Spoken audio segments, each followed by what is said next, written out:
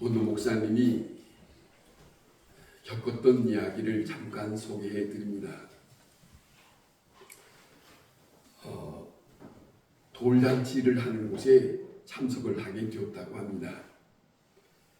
그래서 그 돌잔치를 행하는 그곳에서 왜 이렇게 잔치를 크게 벌였느냐라고 목사님이 물었더랍니다. 그랬더니 그 여인이 이렇게 말합니다. 저는 원래 용모도 예쁘게 태어났을 뿐만 아니라 부모의 덕으로 돈도 많고 여러 가지 여건이 넉넉하게 살아서 바람둥이로 살았습니다. 처녀 때 제멋대로 살았습니다. 중절 수술을 여러 번 했고 피임하는 것도 여러 번 했고 이 남자 저 남자를 만나서 그렇게 살아왔습니다. 그러다가 이 남자를 만났습니다. 지금 이 남자가 내게 만나서 결혼하자고 청혼을 하고 그랬을 때 그 청혼을 받아들이게 되는데 이 남자에게 이렇게 말했다는 겁니다. 웃기지 말라.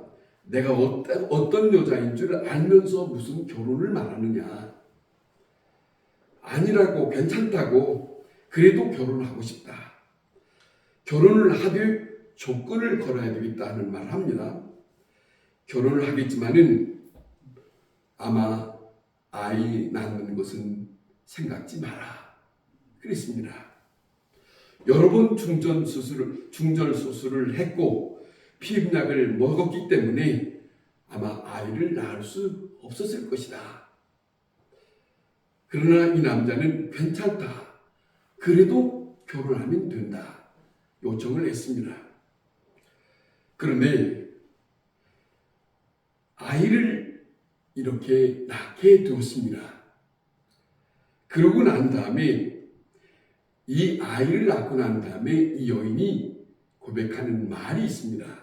그 고백이 뭐라 하냐면 이 아이는 하나님께서 내게 베푸신 면죄부입니다. 이렇게 말하더라는 것이죠. 하나님이 나를 긍휼히 여기시고 과거의 모든 어두운 그림자와 죄를 다 사하시고 그 결과로 이 소중한 아이를 내게 주었습니다. 그렇게 고백을 했다는 것이죠. 나를 구속하신 하나님이 나를 사랑한다는 증거로 이 어린 생명, 이 아들을 내게 주었습니다. 라고 하는 고백을 했더라는 것입니다. 여러분, 오늘 이 본문에 우리가 잘 알고 있는 야곱의 이야기가 있습니다. 야곱의 얘기가 우리가 잘 알고 있듯이 야곱은 그 아버지 집을 떠나서 광야를 거쳐서 외삼촌 집에서 20년을 살지 않습니까? 20년을 사는 이유는 자기 아버지를 속였고 자기 형을 속여서 그 형의 분노 때문에 이제는 그 집에서 그 아버지 집에서 떠나서 외삼촌 집으로 피신할 수밖에 없는 그런 시간을 보냈어요. 20년을 보내는 동안에 삼촌 집에 있는 둘째 딸을 좋아했다는 거 아닙니까? 나일이라고 하는 딸을. 그런데 그 삼촌이 약속대로 나일을 주겠다고 했지만은 첫날 밤 신혼에 들어간 방에는 들어온 여자가 나일이 아니고 그 딸 레아라고 하는 여자를 만나게 있었습니다. 그 다음에 삼촌한테 따져 물었습니다. 삼촌이 저한테 약속하기는 둘째 딸 나일을 주기로 저하고 약속하지 않았습니까? 그런데 어찌하여 저를 이렇게 속였습니까? 라고 합니다. 그런데 아니다. 우리 풍습에는 큰딸을 먼저 보내는 것이 풍습이기 때문에 아무리 약속해도 어쩔 수 없었다. 그래서 다시 외삼촌한테 말합니다. 그러면 내가 사랑하는 저 둘째 딸 라헬을 내게 주시오. 요구를 하고 삼촌한테 말했지만은 7년을 다시 봉사를 해서 14년 동안을 고생을 하고 나이를 얻었다는 거 아닙니까? 이렇게 해서 20년을 삼촌 집에서 지내고 난 다음에 아버지 집으로 떠납니다. 아버지 집으로 떠나지만은 아버지 집으로 떠나는 그 가운데서 제일로 큰 것은 편안하게 떠날 아버지를 만날 수 있는 그런 마음이 아니라 걸리는 것이 하나 있어요. 자기 형을 만나는 것이 쉽지 않아요. 얘기를 듣고 보니까 먼 곳에서 내가 간다는 소식을 듣고 조금 있으니까 형이 장정 400명을 거느리고 자기를 맞이하러 온다는 소식을 듣게 됩니다. 그런 내용이 성경에 기록됐습니다. 자, 그런데 그 형을 놓고 여러 가지 일들을 치르잖아요. 형을 위해서 예물을 먼저 보내고, 그 다음에 순서적으로 먼저 앞세워서 보내고, 자기가 사랑하는 식구들은 뒤로 물러서고, 그리고 자기는 약복강가에서 하나님 앞에 기도했다고 하는 일이 있습니다. 그리고 난 다음에 자기 형을 만나게 되는 내용들을 우리가 창세기에서 봅니다만은, 자, 이렇게 창세기에서 보는데, 그리고 형을 만납니다. 오늘 이 본문 속에 형을 만나는 그런 내용이 담겨져 있는데, 형을 만나게 되는데, 형을 만나기에 앞서 형을 앞에 놓고 7번을 절했다는 거 아닙니까? 7번을 절하고 났더니 형을 앞에 놓고 가까이 갔어요. 형이 생각 외로 자기를 따뜻하게 반겨주면서 입 맞추면서 끌어안고 울었다. 이런 내용이에요. 그리고 난 다음에 형이 묻습니다. 이 앞에 있는 모두 이들이 누구냐 하고 묻습니다. 그럴 때 야곱이 여기에서 이런 말을 고백합니다. 야곱이라고 하는 사람이 하는 말입니다. 이 모두는 하나님께서 내게 주신 자식들입니다. 다시 말하면 이거죠. 사람이 한 게 아니고 하나님이 내게 주신 자식들입니다. 자녀들입니다. 라고 고백합니다. 여러분, 이건 야곱이 삼촌 집으로 피신해 나갔을 때의 광야에서 전혀 생각지 못한 꿈속에서 돌베개 베고 잤을 때 하나님을 만난 일이 있거든요. 조상이 섬겼던 여호와 하나님이 자기에게 나타나서 내가 너희 조상 아브라함과 이삭께 섬기는 나 여호와라고 만난 일이 있거든요. 그것이 그에게는 엄청난 신령 속에 믿음의 자리가 있어요. 그거 한 가지가 이 사람은 하나님을 말할 수 있었어요. 하나님이 내게 주셨습니다. 하나님이 내가 20년 동안 삼촌 집에 있을 때 나를 지켜주었습니다. 그 여호와를 말하는 사람으로 살았습니다. 다시 말하면 이런 겁니다. 하나님이 내게 주신 것, 사람이 아니라 생명을 가지고 있는 그분이 내 자녀들을 이렇게 주셨습니다 하는 고백을 하는 겁니다. 나의 행동과 나의 거룩함과 나의 선행이 아니라 오직 하나님의 은혜로서만이 내게 베풀어 주신 것을 오늘 여기에 있습니다 라고 고백을 하고 있습니다. 나는 잘못한 것이 많습니다. 그러나 하나님께서 은혜로 주시고 나를 하나님 앞에 부족한 것을 다 덮으시고 나를 하나님께서 은혜로 감싸서 이러한 모습으로 내게 허락한 것이라고 고백을 합니다. 우리는 일상을 살아가고 있지만은 이 세상 살아가는 동안에 우리는 이런 형편 저런 형편을 부딪히면서 보면서 때때로는 우리의 마음이 흔들리는 고백을 할 때가 있어요. 그러나 중요한 것은 우리는 분명 하나님이 나와 함께하고 있다고 하는 것을 잊어서는 안 됩니다. 그러면서 이 어려운 일들을, 이 복잡한 이야기를 우리는 접하면서도 나에게는 나를 부르시는 이가 있고 나와 함께 하시는 이가 있다고 하는 그 고백을 놓쳐서는 안 됩니다. 옛날에 아브라함이라고 하는 사람에게 하나님은 75세에 만나주는 일이 창세기 10장에 있다는 것을 우리가 잘 알고 있습니다. 그런데 이 아브라함이 100세 되어서 아들을 얻었어요.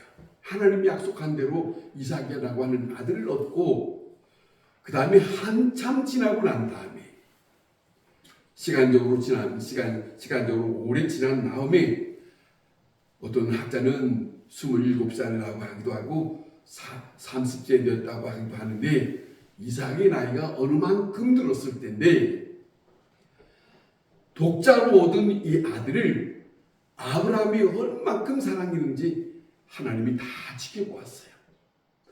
지켜본 가운데 하나님으로부터 갑작스러운 말씀이 들려옵니다. 아브라함에게. 그 말씀이 무슨 말이냐면 아브라함에게 하시는 말씀입니다. 아브라함아, 네 독자를 내게 바쳐라. 네 독자, 그 독자를 내게 바쳐라. 이 음성이 들려졌을 때 아브라함의 마음이 어땠을 것 같아요? 하나님, 언제는 주셨다가 언제는 다시 달라고 하니 이게 무슨 일입니까? 복잡한 마음이 아마 있을 거예요.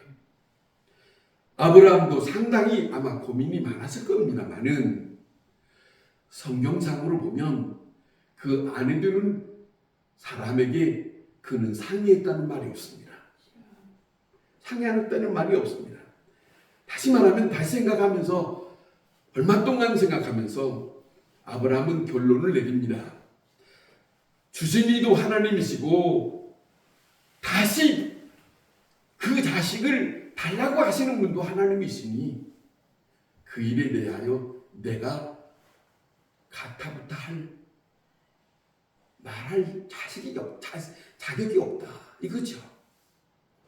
주신 이도 하나님이시고 다시 그 자식을 달라고 하는 또 하나님이 있으니 우리가 이 땅에 사는 동안에 이 부분에 대해서 많이 생각합니다. 우리가 이 땅에 사는 동안에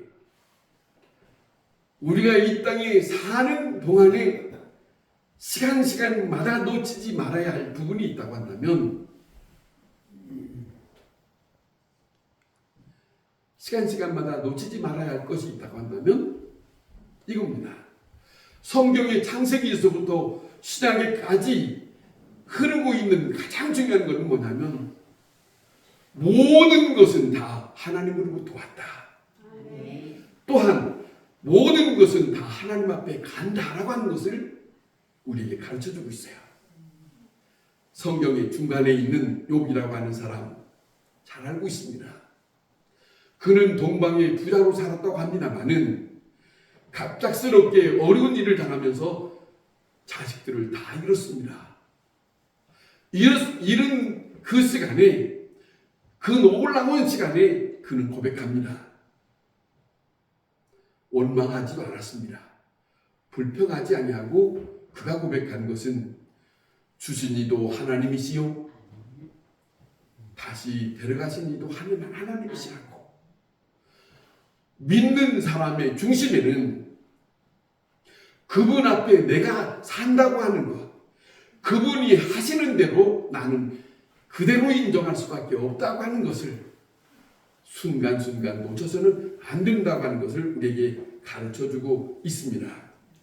이 아브라함이 고민하고 하나님이 말씀하신 대로 사흘길 가서 모리아산, 지금으로 말하면 예루살렘 성이랍니다마는 그곳까지 데려가는 동안에 아무것도 모르는 이삭과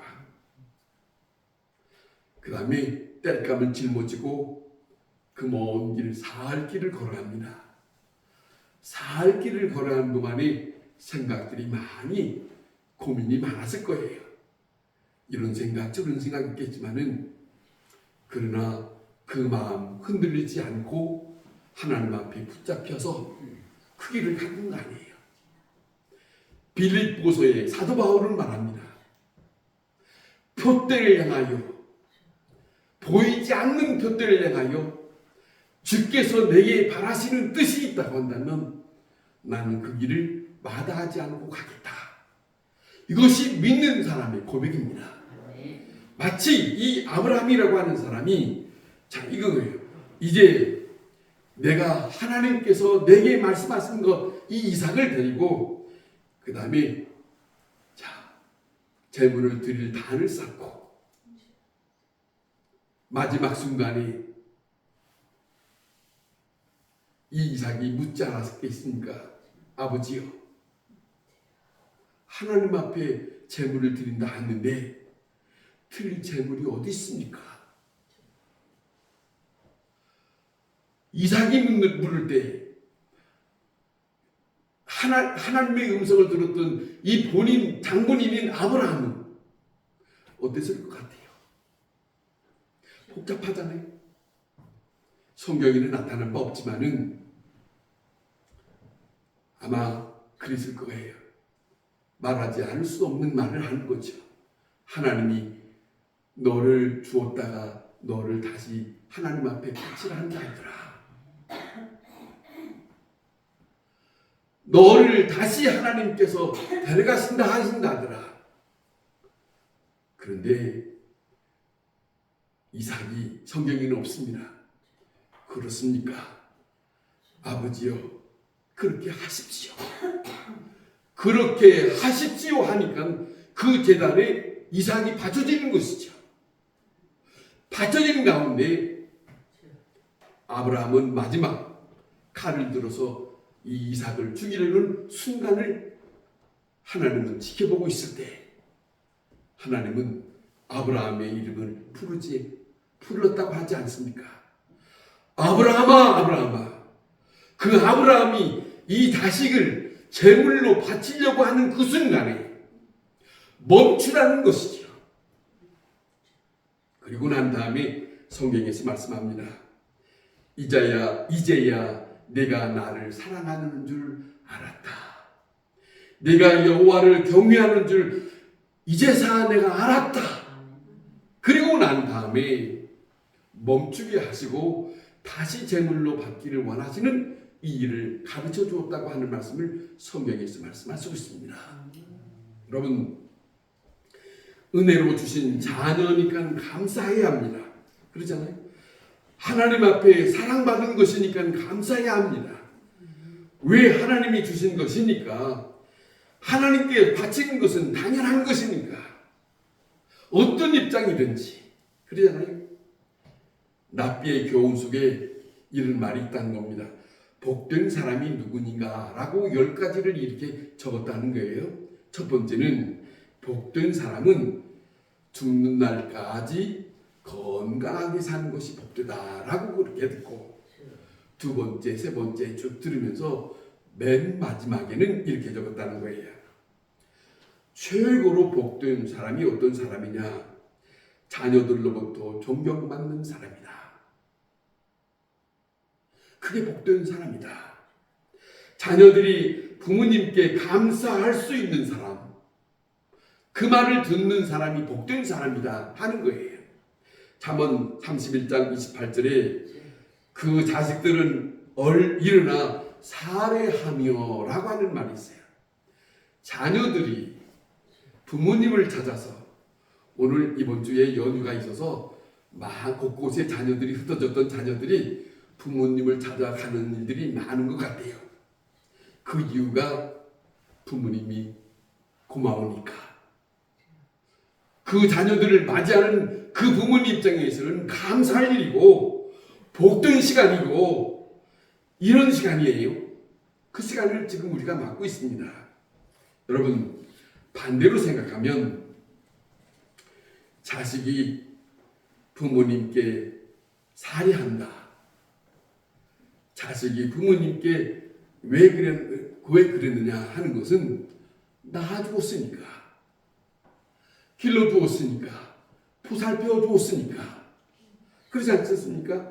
잘 키워주었으니까, 다른 사람들 못지않게 빗나가지 않도록 교훈해 주었으니까, 아니 가정의 모든 명예를 지킬 수 있는 여러 가지 일들을 잘 가르쳐 주었던 부모님이 있었으니까 그걸 돌이켜 보는 거예요. 자, 이런 사례를 받으면서 우리가 살아가고 있는데, 자, 생각해 보세요. 또 한 가지는 이런 겁니다. 부모가 자식에게 감사해야 하는 일도 있다는 겁니다. 바꿔서 말입니다. 왜냐하면 여러분 이렇게 말해본 일 있습니까? 자식을 앞에 놓고 자식과 함께 하면서, 아무개야, 네가 우리의 가정에 태어나줘서 고맙다, 이러는 말이에요.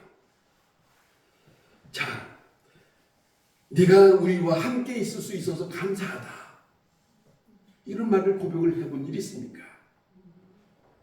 공부를 잘했다, 무엇이 어떻다, 그것보다도 내가 하나님으로부터 이 가정에 우리와 함께 만날 수 있는 것을 허락하여 주셨으니 감사하다라고 말할 수 있었느냐는 거죠. 그렇잖아요? 자, 생각해 보세요. 이 어려운 세상을 사는 동안에, 네가 이 어려운 세상 사는 동안에 잘 감당하고 여기까지 자라왔으니 너무 고맙다, 이런 것도 말입니다. 아니 지금 살아가기가 복잡하다는데, 경제가 안 돌아간다느니 뭐 정치가 어쩌다느니 여러 가지 말들 많다는데 얼마나 복잡하고 힘드냐. 그런데도 지금까지 잘 감당하고 또다시 이렇게 만날 수 있으니 참 고맙다, 이런 말입니다. 자, 미국의 유명한 아브라함 링컨이라고 하는 대통령을 지냈던 분이 있습니다. 그분이 남긴 말이 있다고 합니다. 나의 현재의 생활의 전부와 내가 바라는 생활 전부는 천사와 같은 나의 어머니로부터 배웠다, 라고 하는 말을 했대요. 그런데 그 어머니는, 친어머니는 일찍 돌아가시고 새어머니를 만나서 이 어머니로부터 영향을 받았다는 것이, 많은 명함을 받았다는 거예요. 그 고백을 하는 거예요. 어머니로부터 나는 많은 것을 배웠다. 뭘 배웠느냐? 기도하는 것을 배웠다. 내가 이 땅에 살아가는 동안에 어떻게 살아가야 하는지 그 가치를 배웠다. 생활의 모든 생각할 수 있는 것들을, 이런 때는 이렇게 하고 이런 때는 이렇게 생각해야 된다 하는 것들을, 그 철학적인 것을 배웠다. 많은 것을 영향을 받았다고 하는 말을 고백을 했다는 거예요.